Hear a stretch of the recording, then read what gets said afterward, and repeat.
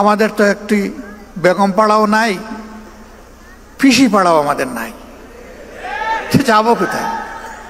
কারো আছে বেগম পাড়া, কারো আছে পিসি পাড়া, আমাদের নাই তো ওটা, এবং আমাদের এটা প্রয়োজনও নাই আলহামদুলিল্লাহ। হ্যাঁ, আল্লাহ তাআলার নির্দেশে বিশেষ প্রয়োজনে যদি কখনো যেতে হয় সেটি ভিন্ন, কিন্তু শুধু যান বাঁচানোর জন্য একটু শান্তিতে মায়ার জালে একটু গোড়াগড়ি করার জন্য ইসলামী আন্দোলনের লোকেরা যায়নি, ইনশাল্লাহ যাবে না।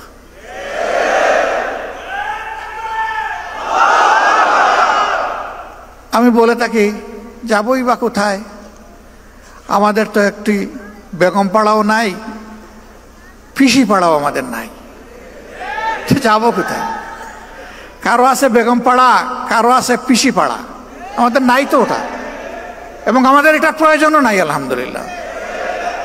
আল্লাহ যে জায়গায় মায়া করে মহব্বত করে পয়দা করেছেন, এই জায়গাতেই যেন আল্লাহ বেশি করে বরকত দিয়ে দেন, এবং সেই বরকতটা শুধু যারা মুমিন মুসলমান, সাচ্চা মুসলমান না, আল্লাহর পক্ষ থেকে রহমত যখন জোরে, ওই নাফরমানও রহমতের অংশীদার হয়ে যায়।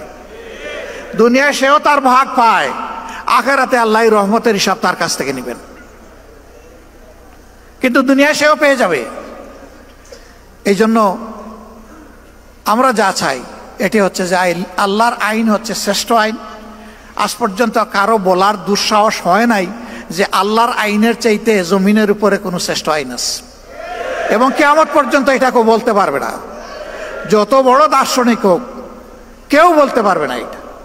তো শ্রেষ্ঠ আইন যেখানে আছে সেখানে শ্রেষ্ঠ আইনের প্রয়োগটাই আমরা চাচ্ছি, এর বেশি কিছু চাই না। ভয় দেখানো হয়, যদি কোরআনের আইন চালু হয় তাহলে মা বোনরা তো ঘর থেকে বের হতে পারবেন না। যদি কোরআনের আইন চালু হয় তাহলে যারা অন্য ধর্মের মানুষ তাদের কোনো নিরাপত্তা থাকবে না। আমরা যারা কোরআনের আইন চালু করার জন্য আল্লাহর দেওয়া তৌফিকের জন্য চেষ্টা করছি, আমাদের মা বোনরা ঘর থেকে বের হয় না, সমাজের বিভিন্ন পেশায় তারা কাজকর্ম করে না, আত্মীয় স্বজনের বিপদ আপদ হলে তারা দৌড়ে যায় না, তারা সমাজের উন্নয়নে অবদান রাখে না, তারা শিক্ষা প্রতিষ্ঠান, সর্বোচ্চ শিক্ষা প্রতিষ্ঠানে গিয়ে লেখাপড়া করে না, তারা লেখাপড়া করায় না, সবই করে। রাসূল করিম সাল্লাল্লাহু আলাইহি সাল্লাম এই সব কিছুর সুযোগ যত সাহাবিয়া ছিলেন, উম্মাহাতুল মুসলিমিন ছিলেন, সবার জন্য খুলে দিয়েছিলেন। এমনকি চরম ক্রিটিক্যাল মুহূর্তে রাসূল করিম সাল্লাল্লাহু আলাইহি সাল্লাম আহলে রায়দের সাথে বিশেষজ্ঞতার সাথে বসতেন, কিন্তু তিনি ভুলে যেতেন না উম্মাহাতুল মুসলিমিনের পরামর্শ নেওয়াটাও প্রয়োজন, সেটাও তিনি নিতেন। তার বাস্তব নমুনা সুলহে হুদাইবিয়া। সবাই কিংকর্তব্য বিমূঢ়, আল্লাহর রাসূলও চিন্তিত, কিন্তু আমাদের একজন মায়ের পরামর্শ কার্যকর হয়ে গেল, সমস্ত সমস্যা নিমিষের তরে বাতাসে উবে গেল। আল্লাহু আকবার। This is beauty of Islam. মায়েদের কোনো মর্যাদাই ছিল না, মা হিসাবে কোনো মর্যাদা ছিল না, ইসলাম এসে তাদের হাতে এই মর্যাদা তুলে দিয়েছে।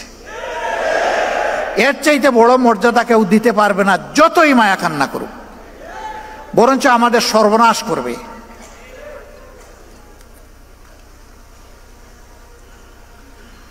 বলে যে ও মুসলিমরা, এদেরকে আবার কেউ কেউ প্রশ্ন করে অথবা শিখিয়ে দেয়, বলে যে আমাদের কাছ থেকে জিজিয়া কর নিবেন কেন? একজন বড় লিডার একটা ধর্মের আমাকে এই প্রশ্ন করলেন। আমি বললাম, একেবারেই সঙ্গত প্রশ্ন আপনি করেছেন। আচ্ছা আপনি বলুন তো আমাকে, মুসলমানরা যাদের সম্পদ আছে তাদেরকেও তো জাকাত দিতে হবে ইসলামী রাষ্ট্রে। কয় তা তো দিতে হবে। যে আপনি কি জাকাত দিবেন? কয় না, আমি তো মুসলমান না, আমি জাকাত দেবো কেন? তো জাকাত তো আল্লাহর নির্ধারিত ট্যাক্স,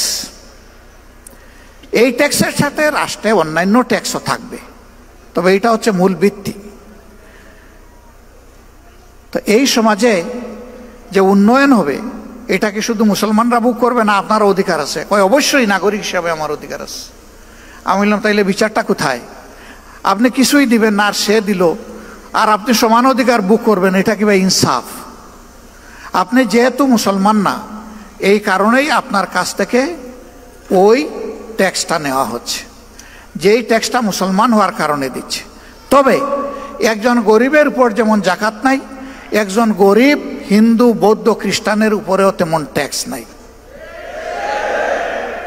একজন গরিবকে যেমন রাষ্ট্র লুক আফটার করতে, প্রতিপালন করতে বাধ্য, সকল ধর্মের লোকদের জন্য এটা সরকার বাধ্য। বলে তাইলে আমার আর কোনো কথা নাই, আমরা তো এটা জানতাম না, তো এটা কি হবে? আমি বললাম যে নাটোরের লাড্ডু খাইতে কেমন মজা, এটা মুখে না দিলে আপনি বুঝবেন কিভাবে? আবার এটার প্রয়োগ শুরু হোক, তারপরে দেখবেন যে হয় কিনা। এই প্রয়োগে আপনাদের সবার সহযোগিতা আমরা চাই। আমরা আশা করি মানুষ নিজের প্রয়োজনে, নিজের কল্যাণে আমাদের এই উদ্যোগে ইনশাল্লাহ সবাই সম্পৃক্ত হবে। আমরা তার আলামত চতুর্দিকে এখন দেখতে পাচ্ছি, আলহামদুলিল্লাহ। এখন আমাদের বিভিন্ন ধর্মের ভাইয়েরা আসছেন আমাদের সাথে ওপেন মঞ্চে, পাবলিক মিটিংয়ে। তারা নিজের থেকেই বলছেন 54 বছর জামাত ইসলামের কোনো নেতাকর্মী আমাদের 1 ইঞ্চি জমি চলে বলে কৌশলে আমাদের কাছ থেকে কেড়ে নেয় নাই। আমাদের কোনো মায়ের ইজ্জতে, আমাদের কোনো বোনের ইজ্জতে, আমাদের কোনো মেয়ের ইজ্জতে হাত দেয় নাই। আমাদের গড় বাড়িতে আক্রমণ চালায় নাই, আমাদেরকে বাস্তু বিটাহীন করে নাই, আমাদের কাছ থেকে চাঁদা দাবি করে নাই। আমরা শিখাইয়া দেই না রে ভাই। তাদেরকে বলি যে আপনি আপনার মনের মতো করে যা ইচ্ছা তাই বলতে পারেন, আপনি বলতে থাকেন। হ্যাঁ, তারা সেখানে এসে তাদের উপর নির্যাতনের কিছু কথা বলে, কিছু দুঃখের কাহিনী শোনায়। আমরা তখন লজ্জিত হই যে আমরা না করি, কেউ না কেউ তো তাদের উপরে এই জুলুমগুলা করে। অথচ আমরা পাশাপাশি প্রতিবেশী, যুগ যুগ ধরে এক জায়গায় বসবাস করে আসছি। লেখাপড়া করতে গেলে একই বেঞ্চে বসে, একই ডেস্কে বই রেখে আমরা লেখাপড়া করেছি। আজকে আমাদের এই সহযাত্রীদের সাথে আচরণ কেন? হ্যাঁ, আমরা চেষ্টা করেছি আমাদের দলটাকে সেইভাবে গড়ে তুলতে, নিয়ন্ত্রণ করতে। আমরা আশা করি এই দলের হাতে আল্লাহ যদি দেশ পরিচালনার দায়িত্ব দেন, এখন আমরা দল নিয়ন্ত্রণ করেছি, আমরা ইনশাল্লাহ দেশও নিয়ন্ত্রণ করতে পারব।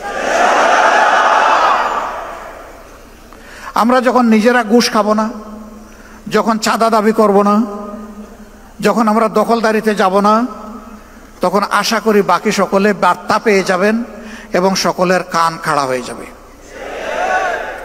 এরপরে আমাদের সংগঠন হোক অথবা যে কোনো নাগরিক হোক, যদি এর কোনো ব্যত্যয় ঘটে, তার জন্য সত্যিকারের প্রয়োগ করার মতো আইন থাকবে ইনশাল্লাহ।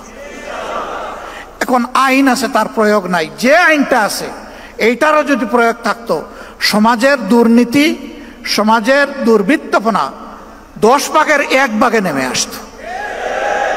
এটারও তো প্রয়োগ নাই। তা আবার প্রয়োগ আছে উল্টা প্রয়োগ। আপনি মারা গেছেন, আপনার ছেলে হবে আপনার হত্যা মামলার আসামি। মেরেছে সরকারের দুষ্ট বাহিনী অথবা গুন্ডারা, আপনার ছেলেকে করবে খুনের মামলার আসামি। 15.5 বছর এগুলো হয় নাই? আমাদের লোক হত্যা করে আমাদেরকে এই মামলার আসামি বানিয়েছে। সম্মানিত ভাইয়েরা, এই দুনিয়ায় 100% ন্যায় বিচার নিশ্চিত করা অসম্ভব। একটা মানুষ তার চেষ্টায় কিংবা নির্দেশে 100 মানুষ খুন করা হয়েছে, আপনি তাকে ফাঁসি কয়বার দেবেন? আপনি এখানে আর ফাঁসি বাড়াইতে পারবেন? একবারে বেশি পারবেন না। কিন্তু আল্লাহ তাআলার কাছে জাহান্নামের শাস্তির বিভিন্ন স্তর আছে। আল্লাহ সেখানে তার পাওনা পরিমাণ শাস্তি তাকে দান করবে। এই বিশ্বাস যদি মানুষের অন্তরে থাকে, তাহলে দুষ্কর্ম করার আগে তার কলজা থরথর করে কেঁপে উঠবে, ভূমিকম্প শুরু হয়ে যাবে। আমি কেমনে এই অপরাধ করব? দুনিয়ার কেউ না দেখুক, আল্লাহ তো দেখছে। এই ভয়টাই জাতির মধ্যে জাগাতে চাই আমরা। এমন একটি সমাজ যদি ইনশাআল্লাহ বাংলাদেশে গড়ে ওঠে, তাহলে জাতি, ধর্ম, দলমত নির্বিশেষে সকলে উপকৃত হবে।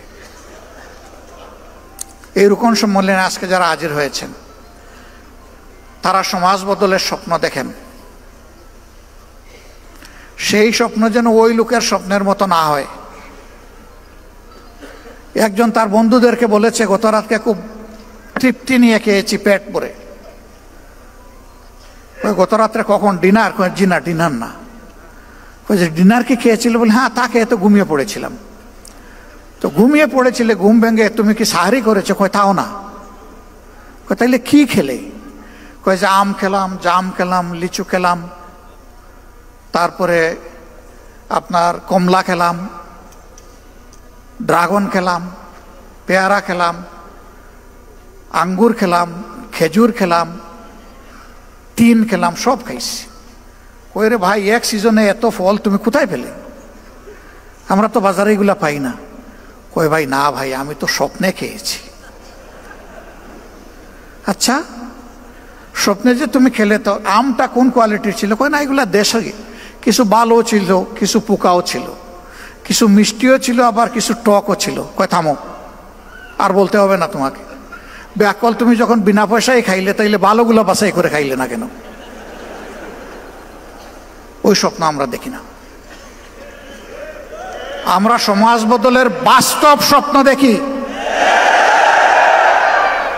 এবং আমরা কোথায় চিড়া ভিজাতে চাই না।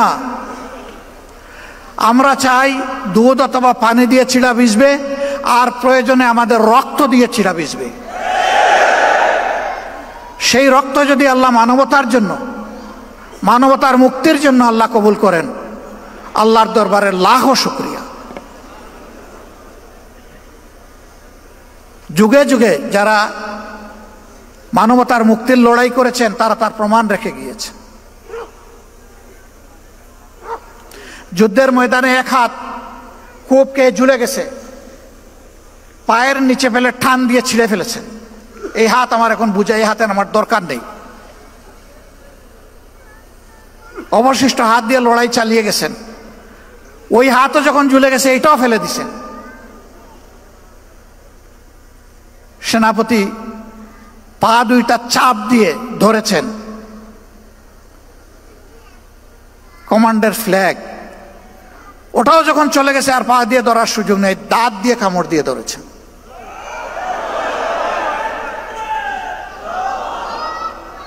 আর মঞ্জিলের দিকে চেয়ে দেখছেন, মঞ্জিল কত দূর। আল্লাহ যেন ওই তৌফিকগুলোই আমাদেরকে দান করেন। ভাই, আল্লাহর হাবিব বলেছেন, খায়রুন নাস মান ইয়ানফাউন নাস। ভাই বোনেরা, সেই মানুষটাই উত্তম যে মানুষের কল্যাণ নিয়ে ব্যস্ত থাকে, চিন্তিত থাকে, পেরেশান থাকে, আর মানুষের অসুবিধা দূর করতে চায়, লেগে থাকে। আমাদের সমস্ত রাজনীতি হবে মানুষের জন্য, মানবতার জন্য। এই কাজে গেলে যে যার সমালোচনা যেভাবে করে করতে থাকুক, আমার কিচ্ছু আসে যায়। আমরা চলতেই থাকবো ইনশাআল্লাহ। কেউ আমাদের চলার গতি থামাতে পারবে না, বিইজনিল্লাহ। আমাদের কোনো চিন্তা নাই, আল্লাহ আমাদেরকে নিশ্চিন্ত নির্ভর করে দিয়েছে। ওয়ালা তাহিনু ওয়ালা তাহজানু ওয়া আনতুমুল আ'লাউনা ইন কুনতুম মুমিনিন। তোমরা ভীত সন্ত্রস্ত হইও না, চিন্তিত হইও না। বিজয় তোমাদেরই হবে যদি তোমরা মুমিন হও। এ আল্লাহ, আয় রাব্বুল ইজ্জত, আয় আসমান জমিনের মালিক, ওইটুকু ইমান তুমি আমাদেরকে দান করো। ওই ইমানটাই তোমার কাছে আমরা ভিক্ষা চাই, যে ইমান এবং ইমানদারের উপর তুমি সন্তুষ্ট হবে মৌলা, আর যাদের হাত ধরে মজলুম মানুষগুলার মুক্তি আসবে। জামাত ইসলামী ইনশাআল্লাহ ইসলামী এবং দেশপ্রেমিক শক্তি, সবাইকে সাথে নিয়ে সমাজ বদলের আশা অন্তরে রাখে। এ পথে যত চ্যালেঞ্জ বাধা, আল্লাহ যেন সবগুলা দূর করে দেন। মানুষের প্রত্যাশার এই ঠিকানাকে আল্লাহ যেন মজবুত করে দেন, এবং আল্লাহ রাব্বুল আলামিন মানবতার বিজয় যেন দান করেন। কোনো ব্যক্তি, দল এবং গোষ্ঠীর নয়, এই বিজয় যেন হয় মানবতার বিজয়। মহান রব্বে করিমের দরবারে সেই তৌফিক কামনা করে আপনাদের সকলকে আন্তরিক শুকরিয়া জানিয়ে আমি বিদায় নিচ্ছি। আসসালামু আলাইকুম ওয়া রাহমাতুল্লাহ। আল্লাহ হাফিজ। বাংলাদেশ জিন্দাবাদ। বাংলাদেশ জামাত ইসলামী জিন্দাবাদ।